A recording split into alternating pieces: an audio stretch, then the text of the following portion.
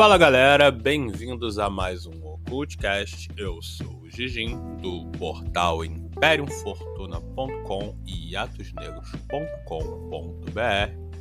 E hoje eu tava pensando em trazer um assunto que fosse mais voltado à prática e mais voltado a novas práticas que podem se chamar de experimentativas, vamos colocar assim. Então o que rola? Eu tava pensando comigo sobre um tema que há muito tempo atrás se pede desde a época da Atos Negros, né? E como eu tô trazendo um pouco da Atos Negros de volta, eu pensei em trazê-lo, mas numa roupagem mais 2023, porque esse assunto ele foi pedido lá desde a época do começo, né? Então, tipo assim, já deve ter quase 10 anos que se fala desse tipo de assunto, que é o aprisionamento de determinada entidade ou alma em algum objeto ou local ou pessoa. Que é um assunto que, se você parar pra pensar, ele é meio viajado, saca? Então já deixo bem claro que é uma coisa que muita gente acredita que é impossível, então sim, vai ter muita gente virando o nariz pra isso. Porém, graças a muitos anos de estudo e muitos anos de prática, eu tive reparando que é possível sim, né? Eu mesmo já fiz ou acredito que tenha conseguido fazer isso durante um período. Não é mais minha praia, mas eu acredito que eu consegui sim. E então, por conta disso, eu fui fazer uma grande pesquisa, né, para entender se isso já existia, né? E não é uma grande novidade, eu que estou descobrindo agora, ou se realmente é algo que as pessoas não fazem. Então vamos pro conceito básico do que eu tô falando. Você tem um bicho que você tá sofrendo algum ataque astral dele, alguma coisa do tipo. Ele é um encosto, ele é alguma coisa que tá em cima de você. E você, por algum motivo, não consegue simplesmente afastá-lo. Você não consegue. Então, ao invés de afastá-lo, você aprisiona ele em algum lugar ou em algum objeto. Para quê? Para que ele fique incapaz de realizar qualquer tipo de feito enquanto ele está preso dentro daquele objeto. É um conceito que não é tão assustador, porque a gente já viu isso em muitos filmes, em muitos desenhos, em muitas revistas e livros, né? Que seria o conceito básico de você prender um bicho, ou seja, uma entidade, um demônio, né, em uma pedra, para que ele fique preso ali. É o conceito do jogo Diablo, né? O próprio Diablo e todos os outros demônios que aparecem lá, eles são presos em pedras. E aí um belo dia, obviamente, com o tempo eles acabam saindo dessas pedras e voltando a assolar a humanidade com todas aquelas matanças e coisas do tipo. A gente vê muito isso em desenhos e mangás japoneses, onde eles aprisionam os Oni, certo? Em pedras também. Mas daqui a pouco eu vou falar que tem mais, né, sobre isso. E aí a pergunta é, é possível? A gente tem o Salomão, né, que usou lá uma tigela de... tigela é sacanagem, né? Uma ânfora, né, de bronze para prender os 72 demônios. Então o conceito de aprisionamento de demônio é uma coisa que existe há muito tempo. Mas aí vem a questão, você está realmente aprisionando um demônio ou você está assentando aquele demônio, né? E a gente já trouxe esse assunto bastante lá na Imperium Fortuna, que é a questão do assentamento, que para alguns seria como você colocar uma entidade espiritual no plano físico dentro de um corpo físico. Seria algo similar a um golem, que aí a gente já entra na cultura judaica, porém o golem, de acordo com a lenda, ele teve um corpo artificial, porém o que poderia ser chamado de alma que o golem tinha, também era uma alma artificial. Então, por conta disso, eu não vou colocar o golem dentro desse balaio inteiro, porque a gente está citando almas ou existências espirituais livres. um anjo, um demônio, uma fada, um djinn, um kami, qualquer coisa do tipo, certo? Então, eu acredito que já deu para vocês entenderem o conceito. Já deixo claro que esse podcast é para uma galera que realmente já pratica e gosta de fazer experimentações de rituais, e para as pessoas que tendem a ter uma quedinha ali para demonologia e para a prática da demonologia em si, né? De rituais de evocação, rituais de banimento, rituais de limpeza, rituais de conjuração e coisas do tipo. Então, realmente, para a galera que não é muito de praticar, esse podcast vai ficar um pouquinho meio que porra é essa que esse imbecil está falando. Mas vamos lá para o que interessa.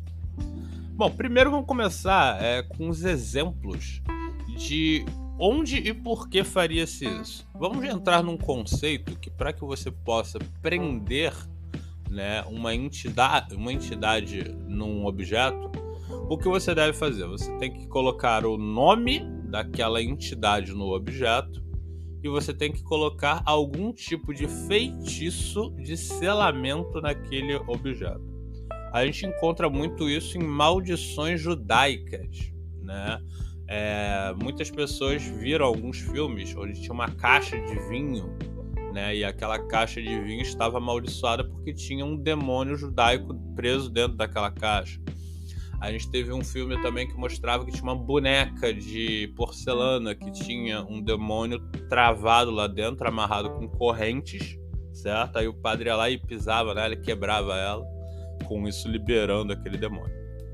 Então, o conceito de você colocar o nome de uma entidade num objeto já é antigo.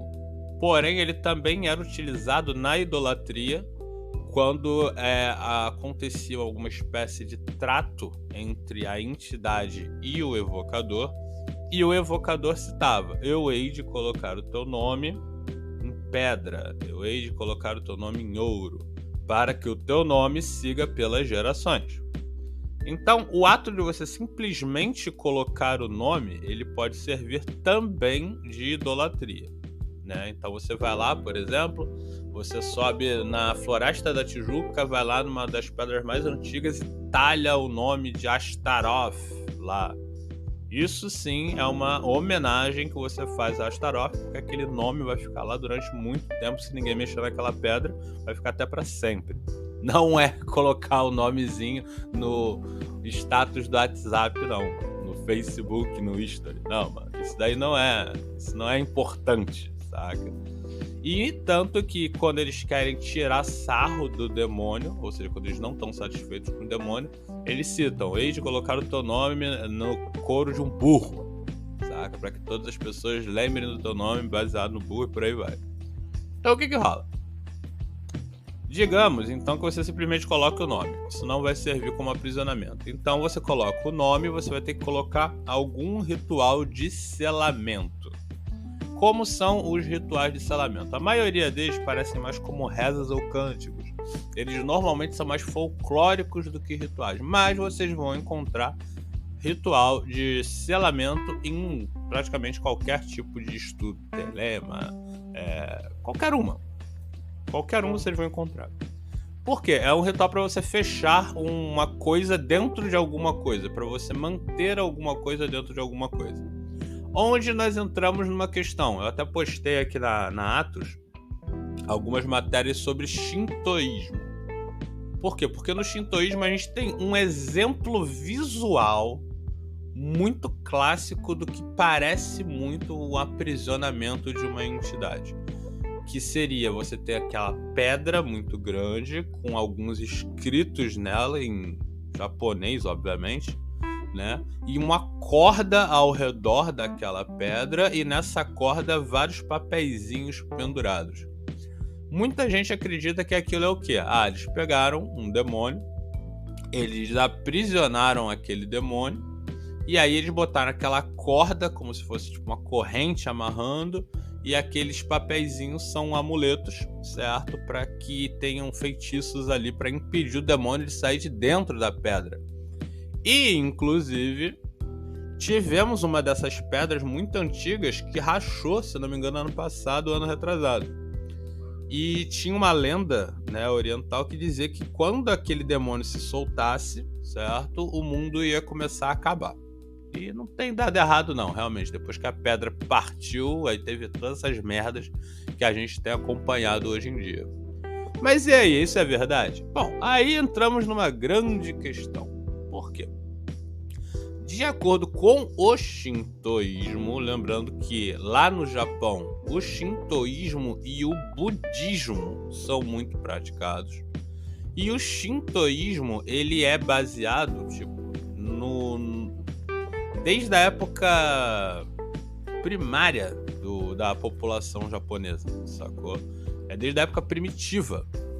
Então vocês vão reparar que o shintoísmo, ele lembra muito o xamanismo norte-americano, sacou? Por quê? Porque o shintoísmo, ele é xamanista, sacou? Então, quando você for dar uma pesquisada para procurar sobre como funcionam esses aprisionamentos, você vai reparar que não tem um ritual de como fazer aquilo. E por que não tem um ritual de como fazer aquilo? Porque qualquer tipo de prática que é mais voltada à cultura e folclore em si, ela é mais passada no boca a boca, sacou? Tipo, hereditariamente, do que escrita. E o shintoísmo tem muito disso, ele é muito fluido, então em muitos lugares você vai encontrar uma prática totalmente diferente da outra e é muito regional. Apesar do Japão ser um cozinho pequenininho, né, eles conseguem ainda, dentro do shintoísmo, fazer essa mudança, né? Então, o que rola? Pro shintoísmo, todos os espíritos são kami, ou kami, né? E esses kamis são kamis de qualquer coisa. Então você tem o kami da chuva, você tem o kami do relâmpago, você tem o kami do arroz, você tem o kami da dança, você tem o kami do sexo, você tem o kami da pancadaria, você tem o kami da guerra. São espíritos que vocês já repararam que entra no mesmo conceito que a gente estava falando de deuses, que todo mundo faz deus para qualquer coisa. Então, nesse nível, né, de quando você ainda está criando um deus para qualquer coisa, é onde entra o shintoísmo. Eles são muito voltados à questão natural, ou seja, a natureza, o que lembra muito o druidismo em si. E então eles têm um kami para qualquer coisa. E aí a gente entra na questão, mas e os demônios? Os demônios também são kami, porque kami quer dizer simplesmente espírito, certo? E eles chamam esses kami de oni. E os oni seriam kamis, né, que são voltados a coisas que podem ser consideradas ruins, porém, nem todas as coisas ruins são temidas. Então eles têm templos, por exemplo, onde eles adoram, certo, determinados oni. Alguns oni de guerra, alguns oni de batalha e coisas do tipo. Então, fica meio estranha essa questão. Por quê? Os kami, vamos botar assim, eles não aprisionam os kami, certo? O que eles fazem nos templos com os kami é uma espécie de bajulação e adoração. Aquela pedra que eles colocam o nome do kami, certo? Aquela pedra não é uma prisão, mas sim uma ligação com o mundo espiritual. Eles acreditam que a partir daquela pedra, o kami vai conseguir vir do mundo espiritual para cá. Mais ou menos como aquele poço que a gente tinha no desenho Inuyasha, sacou? Pra quem viu Inuyasha. Se bem que voltou no Netflix agora, então muita gente deve ter visto. Lá eles tinham um poço para ir pro mundo espiritual. Aquela pedra representa isso e não necessariamente precisa ser uma pedra. Eles também fazem estátuas, certo?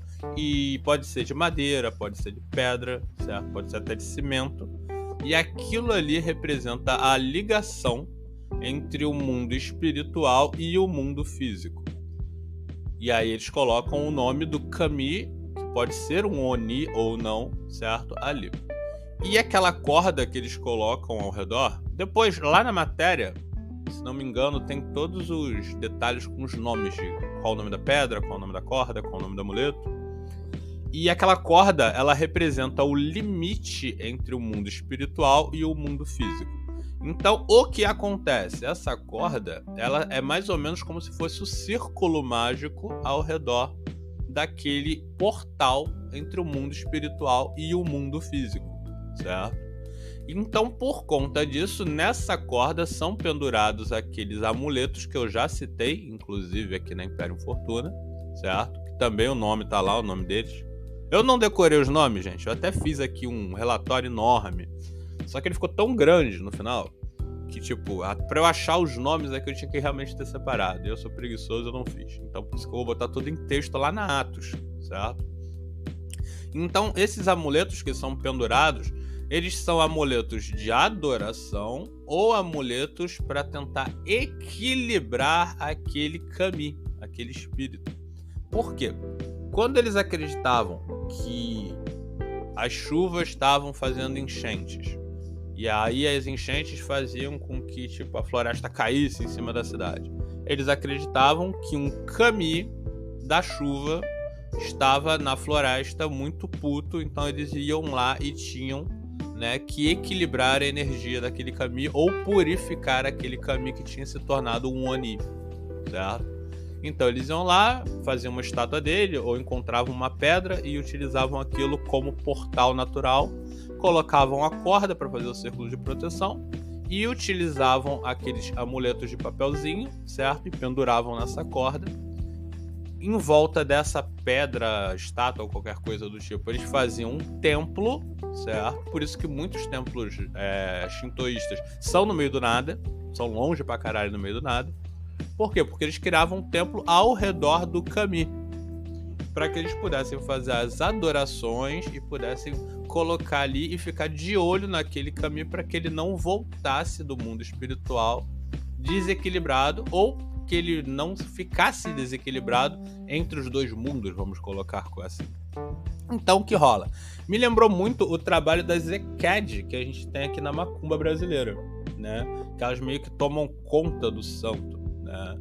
Eles têm isso, lá são as sacerdotisas e os sacerdotes, né? E eles tendem a tomar conta desses espíritos, que são os kami, para que eles não tragam males ou se tornem onis, porque um kami ele pode se corromper, ou seja, um espírito do vento, ele pode se corromper e se tornar o espírito do furacão, entendeu? Que aí é um oni do furacão. Então vocês reparam que é um negócio muito primal, saca? O shintoísmo ele é muito primal, ao contrário do budismo, que ele se modernizou, e o budismo do Japão ele veio da China, certo? O shintoísmo não, ele é muito xamânico, ele é muito espiritualizado e muito voltado à natureza, que é uma coisa que a gente não está muito acostumado a ver, né? A gente normalmente vê os japoneses, principalmente, mais como budistas do que como shintoístas. O shintoísmo lá é coisa de velho, né? Vamos botar assim. Então o que rola? Então eles aprisionam aquele kami dentro daquela pedra? Não. Certo? Eles fazem todo um ritual para tentar purificar aquele kami. Então já vimos aí que o conceito que a gente tem de aprisionamento em pedra no shintoísmo, ou seja, no Japão, nos animes, nos mangás, não é o mesmo que a gente está procurando aqui nesse ritual que a gente quer fazer. Ah, mas Gigin, eu vi num desenho que ele estava preso. Você citou aqui no começo que ele estava preso. Sim, esse conceito existe por conta de... Quando eu citei logo no começo que quando a pedra rachasse queria dizer que o bicho saiu, ele não saiu de dentro da pedra.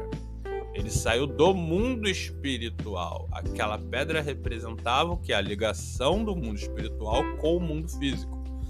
Aquela pedra rachando significa que o bicho saiu do mundo espiritual e veio pro físico e foda-se. Não adianta mais tu botar amuleto ali, não adianta mais tu reforçar a corda, botar uma super bonda na pedra, que o bicho já está solto no mundo físico. Entendeu? E quando você vê na mitologia, vamos botar assim, né, folclórica shintoísta, eles enfrentando os Oni, eles enfrentam os Oni de forma física, na base da porrada mesmo, sacou? Na espadada. Então eles destroem esses kami na base da porrada, mas como eu disse, é mitologia. Então sim, você vai ver um samurai cortando a cabeça de um Oni e coisas do tipo. E para eles isso é normal, mas é mitologia, né? Eles não utilizam um ritual para fazer isso. Quando eles utilizam um ritual, é para mandar de volta para o mundo espiritual e aí sim passar pela pedra, passar pela corda, passar pelos amuletos e ou então equilibrar ou purificar aquele kami. Vocês devem ter visto muito isso em anime, alguém purificando um kami que se tornou Oni, certo? Então é isso, gente. Então a gente já reparou que no shintoísmo, eles não trancam a entidade numa pedra para poder, impedir ela de fazer alguma coisa.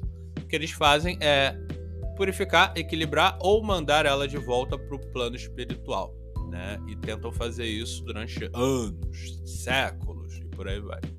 Já estamos batendo os nossos 20 minutos e seguimos com a nossa busca de como prender uma alma numa pedra, ou prender uma alma num corpo, ou prender um demônio dentro do corpo de uma pessoa. Já vimos que no Japão a gente não vai encontrar isso. Então, o estudo continua e aí a gente vai para outras partes que são mais punk rock, certo? Então, lembrando sempre que nós estamos na imperiumfortuna.com e atosnegros.com.br. Se você gosta muito do nosso conteúdo, dá um like, compartilha, manda para um amiguinho. Se você não gostou, vai lá nos comentários, certo? Vai lá e fala, não gostei, está uma merda, melhora, faz isso, isso e isso. A gente vai dar uma lida, se você mandar bem a gente agradece, se você mandar mal a gente vai te sacanear. E lembrando que se você gosta muito do nosso conteúdo e você quer ter um tema que você gosta sendo citado aqui no nosso podcast, a gente tem o nosso Apoia-se. O nosso Apoia-se começa com R$5 e vai até R$50, certo? Logo que você apoia com R$5, só precisa ser um mês. Apoiou um mês, R$5, você já ganha o direito de pedir um tema para o seu podcast, certo? No Pix, infelizmente, a gente não pode fazer isso porque não tem como comprovar e entrar em contato com a pessoa para falar, olha só, pô, vai lá e tal. Pede lá no grupo que a gente faz o teu assunto. Mas no Apoia-se, basta tu entrar lá, R$5, gente. R$5 não dá pra nada hoje em dia. Então, se apoiando com R$5, você escolhe um tema e a gente vai gravar um podcast pra você. Se você não puder, não tem problema. Continua ouvindo o nosso conteúdo, que a gente gosta muito, e continua dando opinião e entra no nosso grupo do WhatsApp, onde o debate continua lá, certo? Lembrando que todos os temas que rolam aqui, depois rola debate lá. E aí, às vezes o debate é bom, às vezes o debate é ruim, mas sempre há debate. Então, valeu, galera, por hoje é só. Até a próxima. Fortuna!